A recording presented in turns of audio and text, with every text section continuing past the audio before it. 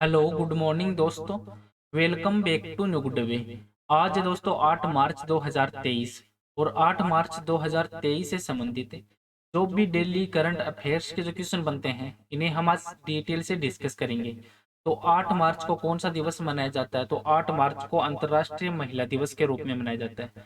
जो महिलाओं की सामाजिक इकोनॉमी और जो सांस्कृतिक और राजनीति जो उपलब्धियां हैं उनकी उनका जश्न मनाने के लिए हर साल वो 8 मार्च को अंतर्राष्ट्रीय महिला दिवस के रूप में मनाया जाता है। और इसी के साथ में ये लैंगिक समानता है उसमें तेजी लाने की भी एक क्रिया है। और इसी को मद्देनजर रखते हुए प्रत्येक वर्ष 8 मार्च को अंतर्राष्ट्रीय महिला दिवस के रूप में मनाया जाता है। और आज की वीडियो की आपको पीडीएफ चाहिए तो आप हमारे जो टेलीग्राम ग्रुप है वहां से वीडियो की पीडीएफ है वो प्राप्त कर सकते हैं। और लास्ट में आपको क्वेश्चन भी दिया जाएगा जिसका आंसर है वो आपको कमेंट बॉक्स में लिखना है।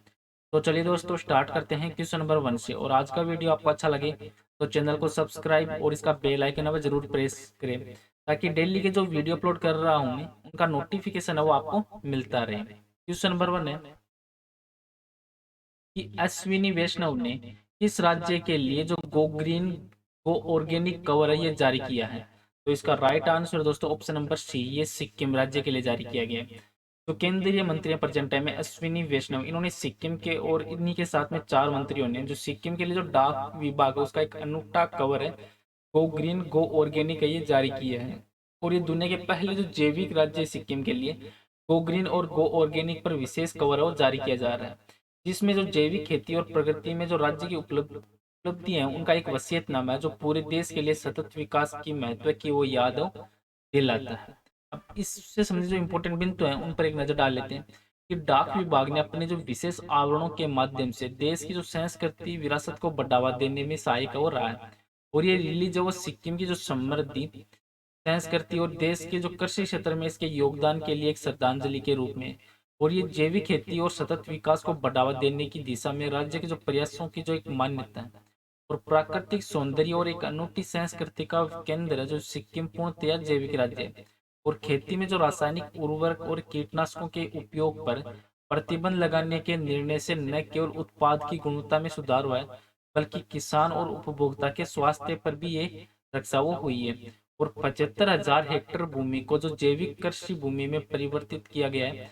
और सिक्किम के जो सभी खेत है वो जैविक प्रमाणित है और इससे 66,000 से भी अधिक जो कृषक परिवार है इनको लाभ हुआ है।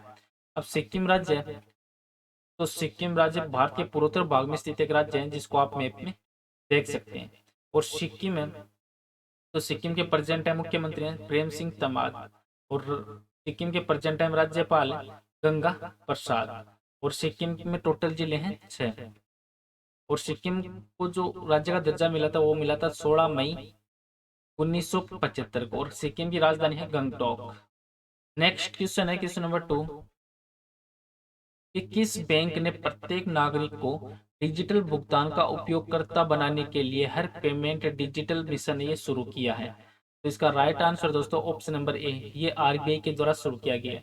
तो पिछले कुछ वर्षों के दौरान जो डिजिटल भुगतान है वो आसमान को छू रहा है और आबादी का एक महत्वपूर्ण हिस्सा है वो अभी भी दिन प्रतिदिन के लेन देन के लिए डिजिटल भुगतान का उपयोग वो नहीं कर रहा। और इसी अंतर को पाटने के लिए जो भारतीय रिजर्व बैंक है और इसके प्रेजेंट टाइम गवर्नर है शक्तिकांत दास, इन्होंने जो डिजिटल भुगतान जागरूकता सप्ताह 2023 इससे इसके जो एक हिस्से के रूप में देश में के प्रत्येक नागरिक को डिजिटल भुगतान का उपयोगकर्ता बनाने के उद्देश्य से ये जो हर पेमेंट डिजिटल मिशन है इसकी शुरुआत वो की है।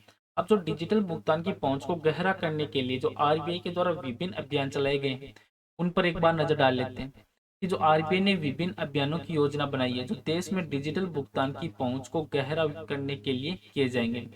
और विभिन्न अन्य चीजों के अलावा आरबीआई के जो क्षेत्रीय कार्यालय मिशन और अभियान के विषय के बारे में बड़े पैमाने पर जागरूकता बढ़ाने और इस प्रक्रिया में डिजिटल भुगतान को अपनाने को प्रोत्साहित करने के लिए जो जन भागीदारी है या बड़े पैमाने पर लोगों की जो भागीदारी है ये प्रोग्राम वो आयोजित करेंगे। और इसी के अलावा जो भुगतान प्रणाली ऑपरेटर है वो देश भर में 75 गाँवों को जो डिजिटल भुगतान सक्षम गांव है इसमें बदलने के लिए गोद में भी लेंगे। और ये गांव और डिजिटल बैंकिंग इकाई के तहत आने वाले जिलों में अलग होंगे जिसमें डिजिटल भुगतान पारिस्थितिक तंत्र का विस्तार और गहनीकरण और आकांक्षी जो जिला कार्यक्रम होंगे। और जो केंद्रीय बैंक है वो वीडियो साझा करके ग्रामीण को डिजिटल भुगतान की जो आसानी, सुरक्षा, सुविधा और उपयोग के बारे में सिखाकर अभियान की जो थीम है, संदेश है, डिजिटल भुगतान अपनाओ और औरों को भी सिखाओ। इसका प्रचार करने के लिए देश भर के जो गांव तक पहुंचने के लिए उपयुक्त एजेंसियों के साथ साझेदारी करने का भी इरादा वो रख रहा है। अब आरबीआई है, तो आरबीआई वो भारतीय केंद्रीय बैंक है और ये भारत के सभी बैंकों का संचालक करता है।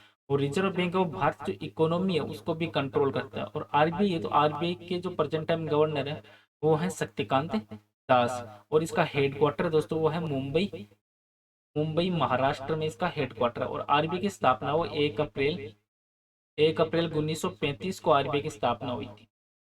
नेक्स्ट क्वेश्चन है क्वेश्चन नंबर 3 कि अंतरराष्ट्रीय महिला दिवस है ये कब मनाया जाता है। तो इसका राइट आंसर दोस्तों ऑप्शन नंबर सी, ये 8 मार्च को अंतरराष्ट्रीय महिला दिवस के रूप में मनाया जाता है, जिसमें महिलाओं की जो सामाजिक, आर्थिक और सांस्कृतिक जो भी उपलब्धियां उनका जश्न मनाने के लिए यह प्रत्येक वर्ष 8 मार्च को विश्व स्तर पर मनाया जाता है। और जो बैंगनी रंग है वो एक अंतर्राष्ट्रीय स्तर पर महिलाओं का प्रतीक, और बैंगनी, हरा और सफेद रंग का जो संयोजन है वो महिलाओं की समानता का प्रतीक है, जो सन 1908 में यूके में महिला और सामाजिक और राजनीतिक संघ से उत्पन्न वो हुआ था। और इसी को मद्देनजर रखते हुए 8 मार्च को अंतर्राष्ट्रीय महिला दिवस के रूप में मनाया जाता है। अब 8 मार्च है, तो 8 मार्च से पहले इंपॉर्टेंट दिवस कौन से मनाए जाते हैं मार्च महीने में? तो 1 मार्च को मनाया जाता है शून्य भेदभाव दिवस, और 1 मार्च को ही विश्व नागरिक सुरक्षा दिवस, और 3 मार्च को विश्व वन्य जीव दिवस, 4 मार्च को राष्ट्रीय सुरक्षा दिवस, और 8 मार्च को अंतर्राष्ट्रीय महिला दिवस के रूप में मनाया जाता है।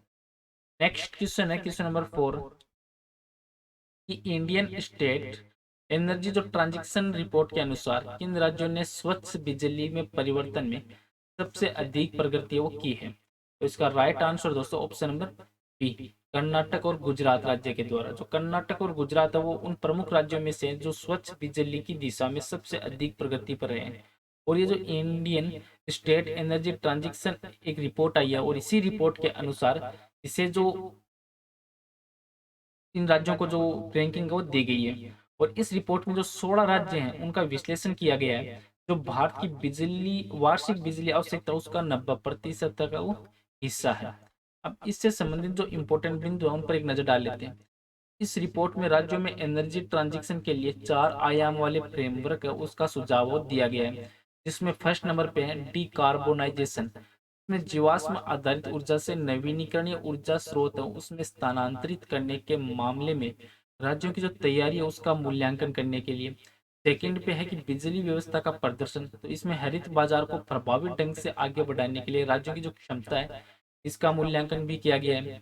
और थर्ड नंबर पे है कि पावर इकोसिस्टम की तैयारी, तो ये मूल्यांकन करने के लिए तो भरोसेमंद बिजली आपूर्ति सुनिश्चित करने के लिए राज्य वो अपनी बिजली प्रणाली है उसको बदलने के लिए कितने तैयार है। और फोर्थ नंबर पे है कि नीतियां और राजनीतिक प्रतिबद्धताएं, ये मूल्यांकन करने के लिए जो सरकार वो कितनी सक्रिय है।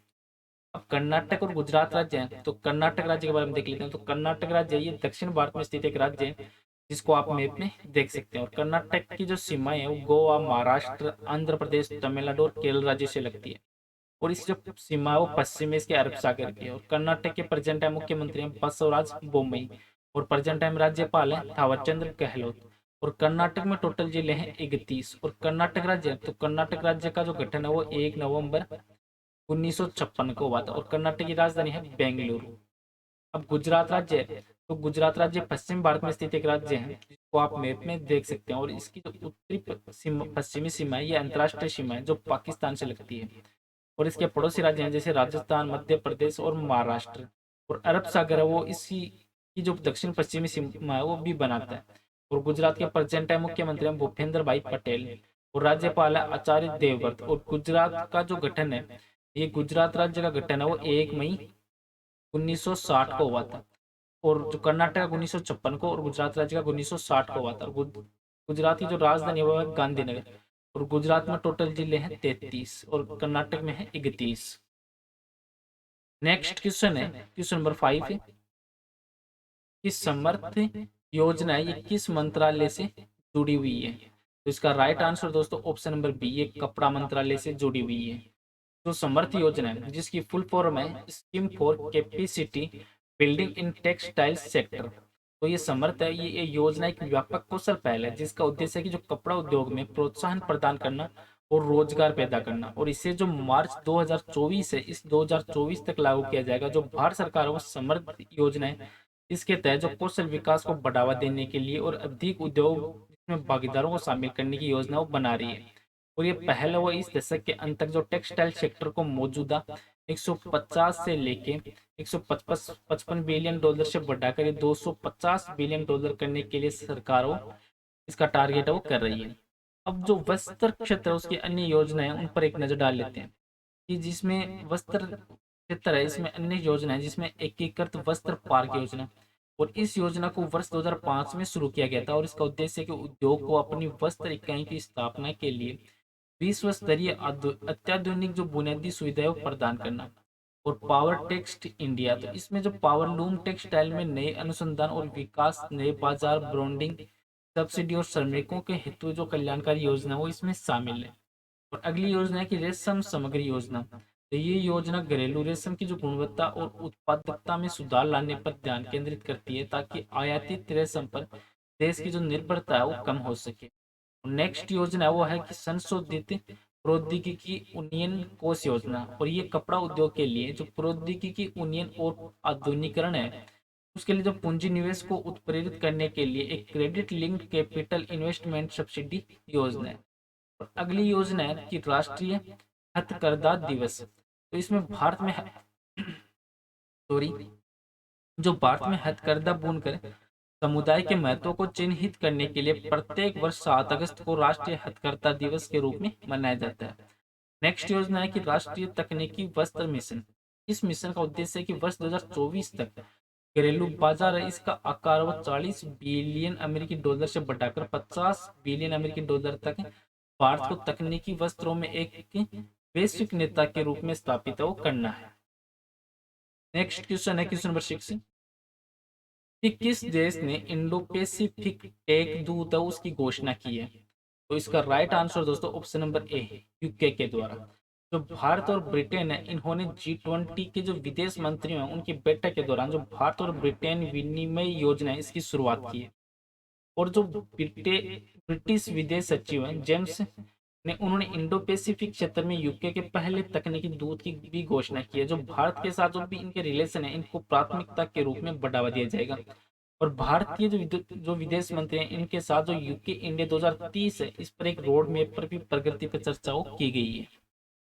नेक्स्ट क्वेश्चन है क्वेश्चन नंबर 7 कि शेष भारत की टीम ने इसे हराकर प्रतिष्ठित ईरानी कप का खिताब है ये जीता है। तो इसका राइट आंसर दोस्तों ऑप्शन नंबर ए है, मध्य प्रदेश राज्य को। तो शेष भारत की टीम ने मध्य प्रदेश को हराकर जो प्रतिष्ठित ईरानी कप का खिताब है वो अपने नाम किया है। और फाइनल मैच में जो शेष भारत है इन्होंने मध्य प्रदेश को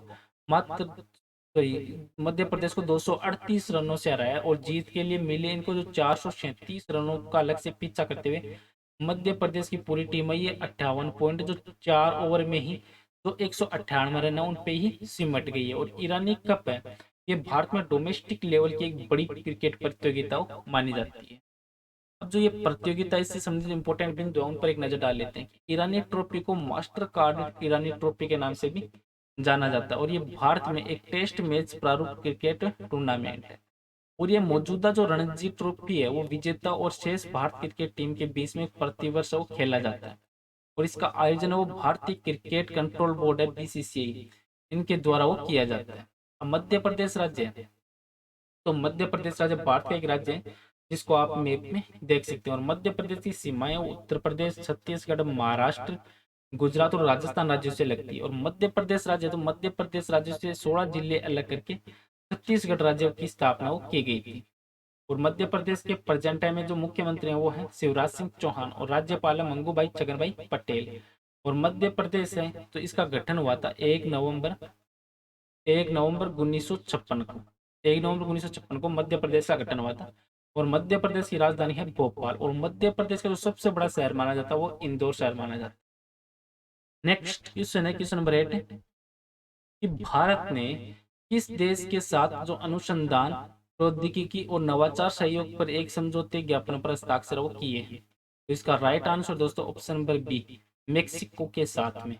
जो भारत और मेक्सिको है, इन्होंने दिल्ली में जो अनुसंधान और प्रौद्योगिकी और नवाचार सहयोग पर एक समझौता किया है, और इसमें विशेष रूप से जो aerospace, electronics, ocean science, biotech और हेल्थ केयर सहित जो अन्य प्रमुख जो प्रौद्योगिकी क्षेत्र है वो इसमें शामिल किए गए हैं। और इस अवसर पर जो विज्ञान और प्रौद्योगिकी मंत्री हैं प्रेजेंट टाइम में डॉक्टर जितेंद्र सिंह, और मेक्सिको के जो विदेश मंत्री हैं मार्सेलो एब्रोड, ये उपस्थित हो रहे थे। नेक्स्ट क्वेश्चन है क्वेश्चन नंबर 9 कि संतोष ट्रॉफी के जो 76वें संस्करण है इसका खिताब वो किस टीम ने जीता है? तो इसका right answer option number B है, कर्नाटक राज्य के द्वारा। जो कर्नाटक की टीम है इन्होंने जीता है। जो कर्नाटक राज्य है तो इन्होंने 54 साल का लंबा इंतजार करते हुए जो संतोष ट्रॉफी और राष्ट्रीय फुटबॉल चैंपियनशिप वो जीती है। और सऊदी अरब की जो राजधानी है रियाद, इसमें जो किंग फहद इंटरनेशनल स्टेडियम है, यहाँ पर ये मैच खेला गया था। और फाइनल है, इसमें कर्नाटक ने मेघालय को 3-2 से हराया। और प्ले ऑफ द मैच में सर्विसेज ने पंजाबी जो टीम है इनको हराकर प्रतियोगिता में तीसरा स्थान है वो हासिल किया है। और मैच के जो 19वें मिनट है इसमें कर्नाटक ने बढ़त वो बनाई थी। और कर्नाटक की जो रोबिन यादव है उनको प्लेयर ऑफ द चैंपियनशिप, जबकि रजत पॉल है इनको लिंग दोहा को गोलकीपर ऑफ चैंपियनशिप का अवार्ड है वो दिया गया। और कर्नाटक इन्होंने किताब है ये 5वीं बार वो अपने नाम किया है। नेक्स्ट क्वेश्चन है क्वेश्चन नंबर 10, इंडियन नेवी ने ब्रह्मोस मिसाइल की सफल टेस्टिंग की है। और ब्रह्मोस मिसाइल है वो विकास कार्यक्रम और भारत और किस देश की एक संयुक्त उपक्रम है? तो इसका right answer option number B, रूस के साथ, भारत और रूस। तो इंडियन नेवी ने स्वदेशी सीकर और बूस्टर के साथ जो ब्रह्मोस सुपरसोनिक मिसाइल है इसका अरब सागर में सफल परीक्षण किया है। और ये टेस्टिंग है वो कोलकाता कैटेगरी के जो निर्देशित मिसाइल विध्वंसक युद्धपोत है वहां से किया गया है। और ब्रह्मोस जो सुपरसोनिक क्रूज मिसाइल है इसकी युद्धपोत है वो रोधी संस्करण की जो पिछली टेस्टिंग है ये अप्रैल जो 2022 है इसमें की गई थी।